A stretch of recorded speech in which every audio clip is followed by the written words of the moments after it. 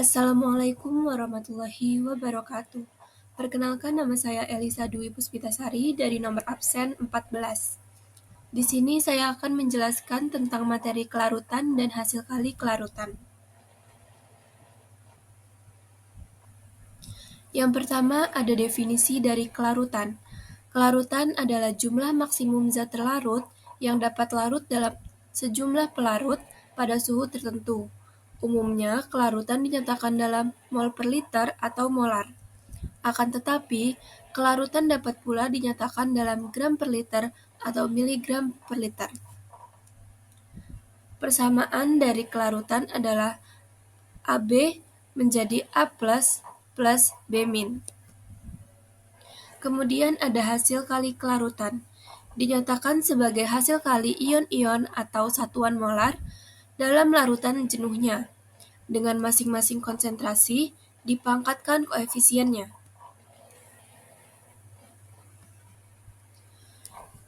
Selanjutnya ada besarnya kelarutan suatu zat dipengaruhi oleh beberapa faktor. Yang pertama, jenis pelarut. Dalam hal ini, senyawa polar atau non-polar, karena senyawa polar akan mudah larut dalam senyawa polar dan sebaliknya. Yang kedua ada suhu. Jika zat terlarut dalam bentuk padatan, biasanya semakin tinggi kelarutannya jika suhunya dinaikkan. Hal ini disebabkan dengan adanya panas menyebabkan energi kinetik partikel semakin besar, dan pergerakan partikel menjadi semakin cepat yang diiringi dengan melemahnya gaya antar molekul padatan tersebut.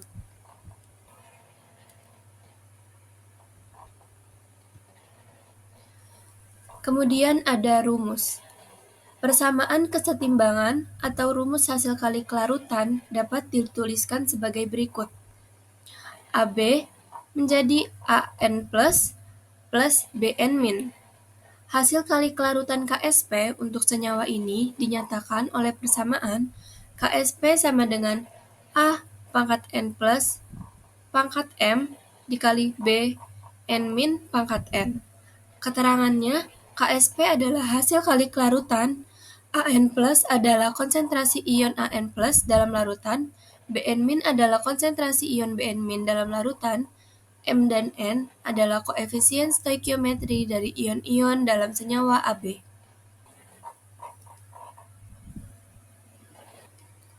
Selanjutnya ada jenis larutan berdasarkan kelarutan. Yang pertama, larutan belum jenuh. Larutan yang jumlah zat terlarut dalam larutan lebih kecil daripada kelarutannya pada suhu tertentu. Kemudian ada larutan jenuh atau tepat jenuh.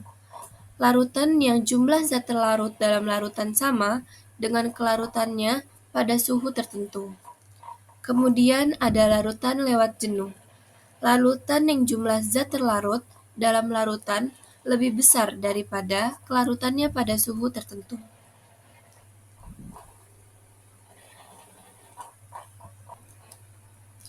Kemudian ada hubungan kelarutan dan tetapan hasil kali kelarutan.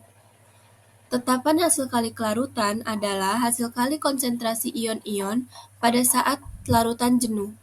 Dalam larutan jenuh, zat-zat padat yang sukar larut mengalami kesetimbangan antara padatan yang tidak larut dengan ion-ion zat tersebut yang larut. Yang pertama, ada zat padat dengan jumlah ion berjumlah 2. Pada persamaan pertama, ada AB menjadi A plus B min. Masing-masing kita ibaratkan sebagai S. Kemudian rumus KSP-nya A plus dikali B min menjadi S dikali S yang menghasilkan S kuadrat. Kemudian ada persamaan PQ yang menjadi P2 plus Q2 min. Sama-sama kita misalkan menjadi S. Menghasilkan rumus P2 plus dikali Q2 min, yang nantinya akan menjadi S dikali S dan menghasilkan S kuadrat. Rumus KSP sama dengan S kuadrat, dan rumus S sama dengan akar dari KSP.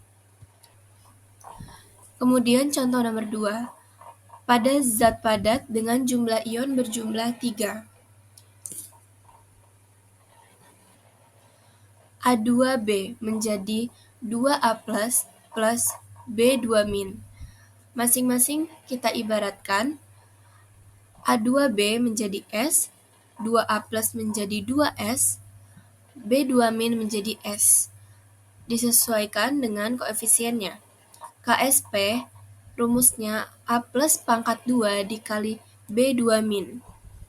A plus merupakan 2S kuadrat dikali dengan B2 min adalah S, yang nantinya akan menghasilkan 4S pangkat 3. Rumus KSP-nya adalah 4S pangkat 3, dan rumus S-nya adalah akar pangkat 3 dari KSP per 4. Berikutnya contoh ketiga, zat padat dengan jumlah ion berjumlah 4. AB3 menjadi A3 plus 3B min. AB3 kita ibaratkan sebagai S, lalu A3 plus menjadi S, dan 3B min menjadi 3S, karena koefisiennya berjumlah 3. Lalu rumus KSP-nya adalah A3 plus dikali B plus pangkat 3.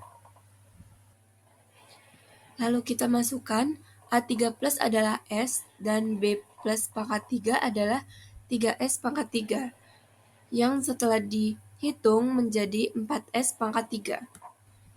Jadi KSP-nya adalah 27S pangkat 4, dan S-nya adalah akar 4 dari KSP per 27. Kemudian ada zat padat dengan jumlah ion berjumlah 5. A2B3 menjadi 2A3 plus 3B2 min, di mana A2B3 adalah S, 2A3 plus adalah 2S, dan 3B2 min adalah 3S. Rumus KSP-nya menjadi A3 plus pangkat 2 dikali B2 min pangkat 3. Kita substitusikan menjadi 2S pangkat 2 dikali 3S pangkat 3, yang menghasilkan 108S pangkat 5. Jadi, hasil KSP-nya adalah 108S pangkat 5, dan S-nya adalah akar pangkat 5 dari KSP per 108. Selanjutnya ada prakiraan pembentukan endapan.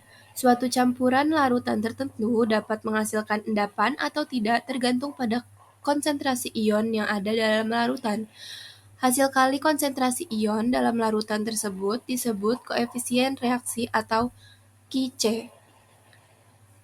Yang pertama, jika koefisien reaksi atau Ki-C kurang dari KSP, maka tidak terbentuk endapan.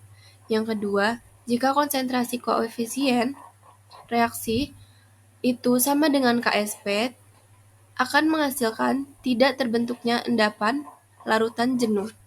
Lalu yang ketiga, apabila koefisien reaksi lebih besar dari KSP, maka ia akan membentuk endapan. Selanjutnya ada pengaruh ion sejenis terhadap kelarutan. Pada reaksi kesetimbangan Pq menjadi P2 plus Ki2 min, penambahan ion P2 plus atau Ki2 akan menggeser kesetimbangan ke arah Pq. Akibatnya, kelarutan Pq akan semakin kecil, jadi keberadaan ion sejenis akan menurunkan kelarutan.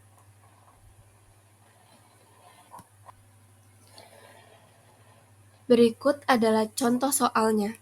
Yang pertama, kelarutan AgCl dalam 500 ml air pada suhu tertentu adalah 5,0 kali 10 pangkat min 6 mol. Hitunglah KSP AgCl. Berikut adalah pembahasannya.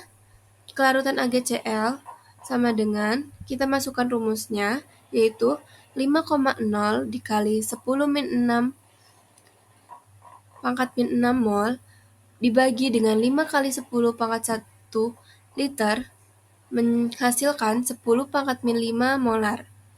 Persamaannya AgCl menjadi Ag plus Cl min. Jumlah ionnya adalah 2. KSP AgCl sama dengan Ag plus dikali Cl min.